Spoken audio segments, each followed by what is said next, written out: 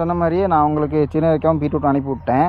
அவங்க கமெண்டில் எனக்கு மேலும் ஒரு 2 கமெண்ட் பீட் பண்ணாங்க. என்னென்னா, நீங்கள் ப்ரோ நீங்கள் பொய் சொல்கிறீங்க, இயற்கையான முறை கிடையாதுன்னு சொல்கிறீங்க. அவங்க நம்ப முடியாதுன்னா பாருங்கள், பக்கத்தில் எருவு சாணி கிடக்கு. இதுதான் நீங்கள் சுத்தமாக நாங்கள் பல நாட்களாக மக்கி இதை தான் நாங்கள் உரமாக போடுறோம் அந்த செடிகளுக்கு. அதனால தான் இவ்வளோ புச்சிட்டிப்பாக வளருது. பாருங்கள், இது என்னென்னா கொத்தமல்லி இலை. கடையில் பார்த்தீங்கன்னா இந்தளவுக்கு ஃப்ரெஷ்ஷாக இருக்காது. நானும் அவங்களுக்கான பிடிங்கன்னா கம்மியாக எப்படி இருக்குன்னு கொடுக்க முடியாது, ஏன்னா ரொம்ப டைட்டாக இருக்கும். பாருங்கள், அருமையாக இருக்கா, அற்புதமாக இருக்கா. இதுக்கெல்லாம் காரணம் யாரும் நினைக்கிங்க?